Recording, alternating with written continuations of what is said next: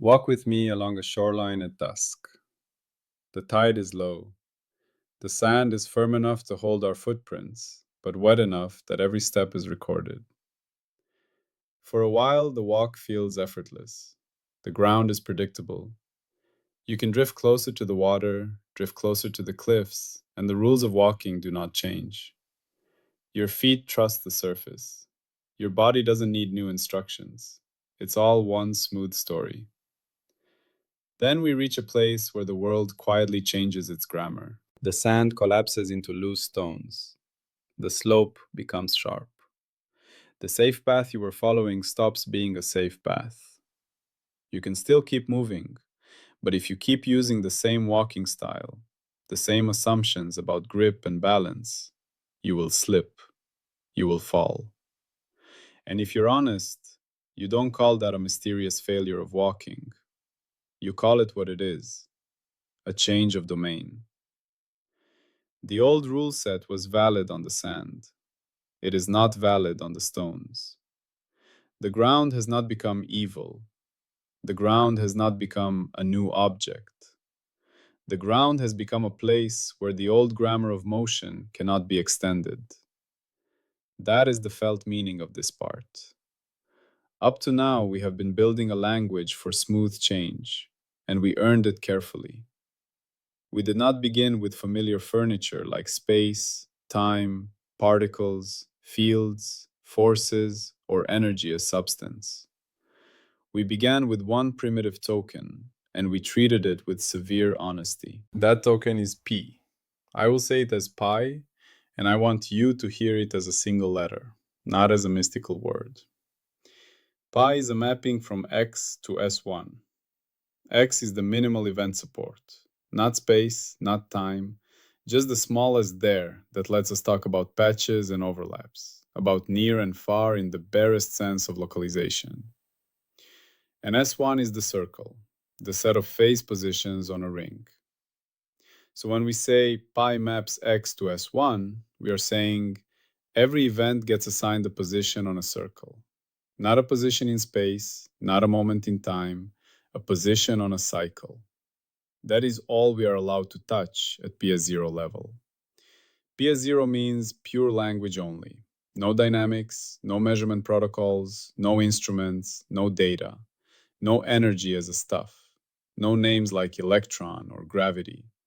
Only the grammar of how we are allowed to speak. Phi lives on a circle, and circles do not behave like lines.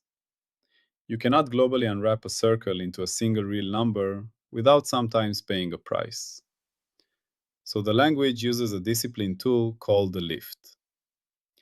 A lift is a local unwrapping of the circle into the real line. We call that lifted function phi tilde. I will say it as phi tilde, meaning the unwrapped local version of phi that takes real number values only on a patch where the unwrapping is valid. We do not pretend it exists everywhere. We do not pretend it is unique. If you add 2 pi times any integer to phi tilde on a patch, you have the same underlying phi on the circle. That is why the language forbids absolute phase. Only what survives those shifts is meaningful. Then we define the first derivative word. We call it A. I will say it as A. It is defined as A equals d phi tilde. The d is the differential, the smallest, most primitive symbol of change. So A equals d phi tilde means A is the change form of the lifted phase, defined only where the lift is valid. A is not a new substance. A is not a force. A is simply the language's first honest way to say phi varies. And then we built more local vocabulary. We introduced finite jets. A finite jet, written as j to the n phi, means the collection of derivatives of phi tilde up to some finite order n on a patch with a declared regularity type.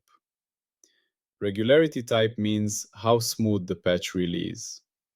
If you declare Cn, you are declaring you can speak derivatives up to order n there. If you do not have that license, speaking beyond it is not a sentence. it is noise. So far, everything sounds like we are preparing a smooth story, and we are. But even before we meet defects, we already learned something crucial. Global structure is not just local structure copied everywhere. You can have beautiful local descriptions and still fail to stitch them into one global description without contradiction. That is why we needed patching, overlap rules, and branch cut honesty. Branch cuts are bookkeeping. When global lifting fails, you can still work by cutting the domain and declaring where you refuse to cross. And the language demands that true invariants do not depend on where you drew that bookkeeping cut. Then we learned how discreteness appears without being assumed. We learned about loops in the clean domain, closed paths that start and end at the same point, staying inside the region where the language is legal. Because phi lives on a circle, closure forces integers. When you go around the loop and come back, the lifted phase cannot come back to itself as a real number unless it changes by an integer multiple of 2 pi. That integer is not a particle. It is not a physical bead. It is an accounting fact forced by cyclicity and closure. We package that loop memory into tokens like winding and holonomy. Winding is the integer count of how many times the phase wraps around the circle as you traverse the loop.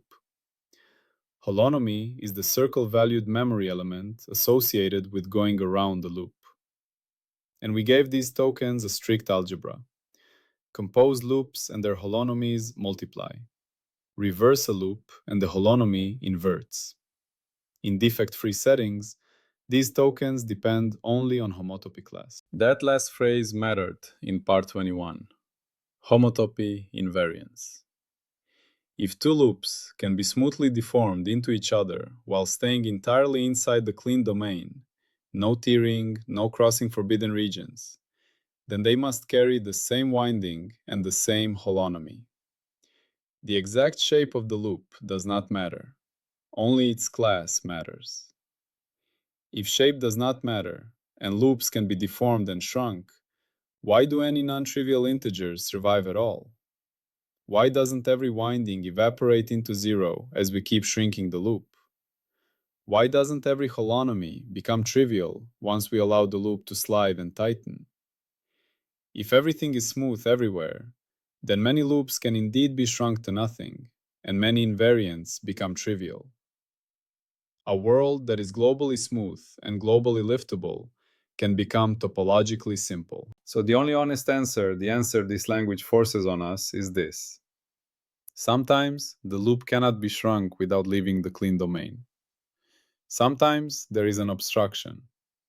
Sometimes the smooth story fails to extend through a certain place. And that place is not a new thing we add. It is not a particle primitive. It is not an imported object. It is a place where the language operations we relied on, lifting smoothly, extending jets, cannot be done consistently, no matter how clever our notation is. That is a defect. A defect is not a thing. A defect is an obstruction. You can feel what an obstruction is in ordinary life. You are reading a book and everything is clear, then you reach a page soaked in ink. The ink blot is not a new sentence. It is not an added paragraph. It is where the ordinary rule, read the words on the page, cannot be extended. If you are honest, you do not pretend the text is readable there. You mark it as outside your reading domain. You might infer, you might reconstruct, but you cannot claim the same direct reading grammar continues through the blot. Or think of a dead pixel on a screen. You can describe images smoothly, color values map to light emission, until one pixel refuses to respond. The dead pixel is not a new icon. It is a failure of the display rule at that coordinate, a place where the smooth mapping cannot be extended. Or think of a hairline crack in a favorite vase. Your hand used to glide along its surface without catching. Then you feel a tiny snag. The crack is not a new object glued onto the vase. It is the loss of smoothness in the surface. A tear in the old description, continuous curve you can glide along. It forces you to speak differently about that region. That is the right intuition. Defects are where smooth talk fails. Now let's make it strict in pure phi language. In this episode, we are not allowed to call defects particles. We are not allowed to say there is a thing sitting in space. We do not even have space as a primitive container. We only have X as event support, patches, overlaps, the circle-valued phi, local lifts, the differential A, finite jets, X-size domains, and topological tokens. So we must define defects using only those. Here is the clean definition in audio words. A defect is an invariant obstruction to extending a smooth lift or extending smooth jets across a declared neighborhood. There are two main forms of this obstruction, and they are both legal to say. First, lift obstruction. This means phi exists as a circle-valued assignment, but you cannot choose a smooth real-valued lift phi tilde on any neighborhood that includes the defect locus in a way that stays consistent with the overlap grammar. You can lift here and lift there, but when you try to stitch those lifts around, something forces a jump by 2 pi times an integer. You are forced to cut. You are forced to excise. The circle cannot be smoothly unwrapped through that region. Second, jet obstruction. This means perhaps you can lift, but you cannot extend derivatives with the declared smoothness. The jet order you thought you had cannot pass through a locus without blowing up, becoming undefined, or violating the regularity typing you declared. In plain language, the derivative story cannot be extended through that region at that depth, not because you lack patience, but because the language's conditions are not met there. Now, the most important point. A defect is not defined by a dramatic visual. It is not defined by something looks intense. That kind of talk belongs to later operational episodes. Here we are doing grammar. A defect is defined by what is impossible. A specific extension cannot be done within the rules. This is why defects are not optional decorations. They are the birthplace of stable discreteness. They are the reason loop classes become non-trivial and do not collapse. Let's return to the rope and ring image, because it is one of the cleanest across all scales. Hold a loose loop of rope. You can shrink it down to nothing. But if the loop is tied around a fixed ring, you cannot shrink it to nothing without either cutting the rope or passing it through the ring. The ring is not extra rope. It is an obstruction in the space of allowed deformations. Because of the ring, how many times I wrap becomes a stable integer. It cannot change under smooth deformations that avoid crossing the ring.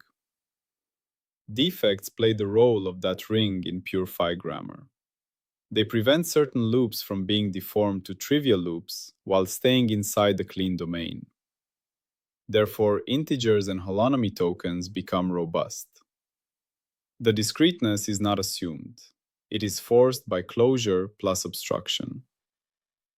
Now I must keep the triunity law alive, because defects are where the mind most easily cheats. Triunity says, everything in holophase echoes in 3 inseparable readouts: omega, kappa, nu. Omega is temporal cadence. Kappa is spatial texture. Nu is kinematic transport.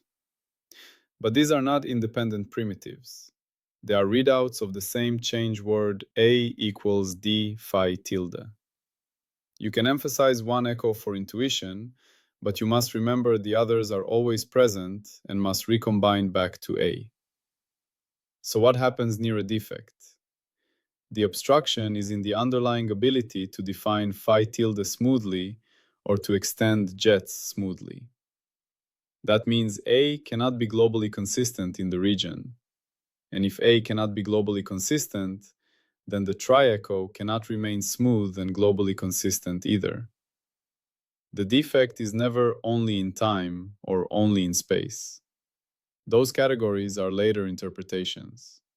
Here, the truth is simpler. The underlying phi structure has an obstruction, and the three readouts are different shadows of the same obstruction. You can feel this with an audio analogy. Imagine a pure tone, steady and clean. Then a sharp crackle interrupts. The crackle is not merely a change in when the sound arrives. It also changes the texture, the timbre, and it changes the sense of direction and movement in the sound field. One disturbance shows up across multiple aspects because they come from one underlying process. That is triunity as a felt rule. Or a biological analogy. Think of scar tissue. A scar is not extra skin. It is skin whose smooth living weave was interrupted and repaired. The scar changes how the area stretches over time, how it feels, and how transport through it happens. Again, multiple aspects shift together because the underlying tissue grammar changed locally. That is the same obstruction pattern across a different scale. But in this part, we do not turn analogies into ontology. We use them to remember a rigorous point. The defect is an obstruction in the underlying grammar, and therefore it necessarily has a triunity footprint. Now, because this is holophase, we must embed the four gates as living discipline, not as a bureaucratic checklist, but as the hygiene that stops us from drifting. First, the well-formedness gate. In this part, the word defect is type-locked. It must mean obstruction to lift or obstruction to jets, nothing else. So a well-formed defect sentence must answer in plain language, what exactly fails here? Is it liftability? Is it jet extension at order n? What is the declared neighborhood? What is the declared regularity typing?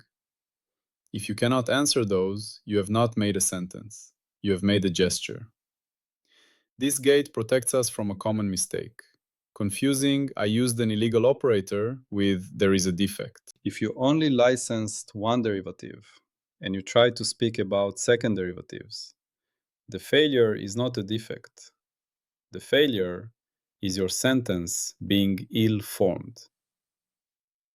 The correct response is not to invent an entity. The correct response is to correct your typing. Second, the invariance gate. A genuine defect cannot disappear under admissible redescription. Admissible redescriptions in this episode include shifting phi by a constant, shifting the lift by 2 pi times an integer, changing charts on overlaps in ways consistent with the jet transformation grammar, and moving branch cuts because branch cuts are bookkeeping. So if your defect vanishes when you choose a different lift, it was not a defect. If it vanishes when you move a branch cut, it was not a defect. If it vanishes when you change charts on an overlap, it was not a defect. A real defect persists. Only its representation changes. This is the difference between terrain and map. A mountain remains a mountain whether you draw it in one style or another. If the mountain disappears when you change map styles, then it was never a mountain. It was a drawing artifact. Third, the domain gate. A defect claim must specify the neighborhood and excision type. In the pure phi language, you do not speak through a defect. You speak on the clean domain D, and you declare the excised region around the obstruction. So you must say, in effect, here is the neighborhood we remove, sigma with an epsilon margin, so that the remaining domain is where lifting and jets are legal. A defect without a declared neighborhood is not a token in this language. Think again of the shoreline. Saying it becomes dangerous somewhere is not enough. You must say where the footing changes and how far you must stay away to remain in the safe grammar of walking. That is exactly what the domain gate demands: location as a neighborhood and safety as an excision margin. Fourth, the non-encodability challenge. This is where holophase stops the oldest habit in science, When smoothness breaks, immediately add a new primitive. Holophase asks, can the structure be expressed as an obstruction in phi-lift or phi-jets plus the invariant loop tokens we already have? If yes, you do not get to add new primitives at language level. So here the challenge is clear. If someone wants to introduce particle primitives, they must first prove the content cannot be rewritten as defect obstructions plus jet neighborhood types plus loop invariants. If they cannot prove that, the new primitive is not allowed in PS0 language. This is not dogma, it is linguistic economy. The language refuses inflation. Now let's state the prediction and falsification in the exact formal sense allowed in episode 13b. Not experimental claims, but grammar tests. The prediction is, genuine defects persist under admissible redescription. Shift the phase origin, shift the lift, change charts, move cuts. The defect does not vanish. The obstruction remains. Only the representation changes. The falsifier is, present a supposed defect that disappears under a mere admissible chart or lift change without any domain crossing. If it disappears by relabeling, it was never structural. It was an artifact. Now I want to scatter a few more analogies across scales, each one tightly tied to obstruction to extension, so the listener remembers the core without drifting into later physics. In cooking, there is a moment when a sauce breaks. You can stir smoothly, apply heat smoothly, and the texture stays unified, until a boundary condition is crossed. Then the old grammar, stir and it stays smooth, fails. The sauce splits. The split is not an added ingredient. It is the failure of smooth extension of the emulsification rule through that neighborhood of temperature and timing. A good recipe does not treat it as magic. It treats it as domain. Stay within a window, and if you leave the window, the grammar changes. In conversation, there are topics that cannot be spoken about smoothly within a relationship. You can talk freely until you hit a taboo, a trauma, a hidden conflict. Then the old grammar of discussion fails. Words loop, meanings jump, trust breaks. The taboo is not a new object. It is an obstruction in the extension of shared meaning through that neighborhood. If you're honest, you excise. You set boundaries. You declare a safety margin. You speak around it until a new grammar is built. In history, there are ruptures where the old narrative cannot be extended without contradiction. A regime collapses. A constitution is rewritten. A social order breaks. The rupture is not a new substance. It is an obstruction to extending the old institutional jet, the local approximation of how society evolves through that locus. Historians handle this by marking discontinuities, by declaring periods, by admitting domain changes. In biology, there are mutations that obstruct the smooth extension of a developmental program. The organism is not adding a new tissue by choice. The process is encountering a place where the old instructions cannot be extended. Again, obstruction, not extra primitive. In materials, a crystal can be almost perfectly periodic, but then a dislocation appears. The periodic pattern cannot be extended consistently through a line. That dislocation is not foreign stuff in the simplest view. It is where the smooth periodic grammar fails. The material strength and behavior are deeply influenced by these obstructions. This is a beautiful example of how defects, as obstructions, carry stable structural consequences. All of these are echoes of one deep pattern. Defects are not things. They are boundaries of smooth speakability. And boundaries create stable counts, stable memory, stable integer-like structure, because they prevent certain deformations from being completed. Now, I want to seal a subtle but crucial point that connects directly to part 21, because it's easy to miss here. In part 21, we said, in defect-free domains, loop invariants depend only on homotopy class, not on loop shape. That can sound like everything becomes trivial, but it does not. It becomes stable. it becomes controlled. Homotopy invariance says, if you can deform without crossing forbidden regions, the invariant remains. That is a stability statement. It does not say every loop can be shrunk. Whether a loop can be shrunk depends on the domain's topology, and defects are exactly what changes the domain's topology by forcing excisions. So part 22 is not a contradiction of part 21. It is the completion of it.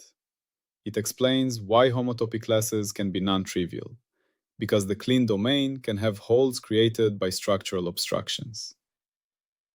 Now, let's bring everything into one sentence you can carry forward like a tool. A defect is an invariant obstruction to lifting phi smoothly or extending phi jet smoothly across a declared neighborhood. We respond by excising that neighborhood, and loops enclosing the excision cannot unwind, which is why stable integer structure survives. This is the single idea. Everything else is either guardrails or memory hooks.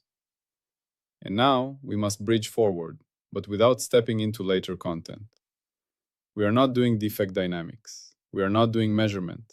We are not doing cosmogenesis. We are not doing governance. We are staying in language. So the correct bridge is simply this. Once we have defined defects as obstructions, the next question is how to classify them inside the grammar. If defects are obstructions that anchor stable loop tokens, then those loop tokens become the labels of defects. That is the next part. Not because we are adding new ontology, but because language must be able to name the kinds of obstructions it permits. So we will go from defects exist as obstructions to defects have invariant charges measured by enclosing loops, purely as topology and algebra, without importing new primitives. Think of your own life story as a smooth narrative you tell yourself. I am healthy. I am safe. My relationships are stable. My future is clear. For long stretches, the narrative can be extended smoothly. Then a rupture happens. An illness, a betrayal, a failure, a sudden loss. The temptation is to think of the rupture as an invader, as a new thing that arrived from outside. But another way to see it, more structural, more honest, is that it is a place where the old narrative could not be smoothly lifted anymore. The grammar you were using failed at that locus. You had to excise. You had to build new boundaries. You had to speak differently. And what happens then is striking. Counting begins. Days of recovery, steps of rebuilding, clear limits, non-negotiable standards. The rupture anchors integers in your life. Stable counts and invariants that do not wash away when you try to shrink the loop of memory. Not because pain is magical, but because obstructions create topology. They prevent you from returning to the trivial loop. They force your story to have structure. That is the same pattern we are learning to see in pure phi language. Defects are where smooth extension fails, and the failure is not the enemy. It is where stable structure is born. Now I will end with a concise summary, spoken cleanly. Summary of part 22. In the pure phi language, a defect is not an added object, but a typed obstruction. Either phi cannot be smoothly lifted to a real-valued phi tilde on a neighborhood, or finite jets cannot be smoothly extended with a declared regularity.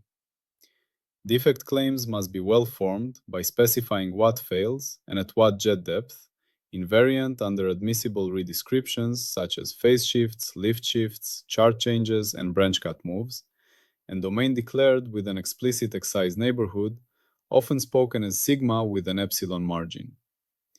Defects puncture the clean domain D, which changes what loop deformations are legal. Loops that enclose the excised region cannot be shrunk to trivial loops while staying inside D. That is why winding and holonomy can remain non-trivial, and why stable integer structure is anchored by defects. Next, we will classify defects by the invariant loop tokens they force, without adding any new primitives. Always, peace be upon you.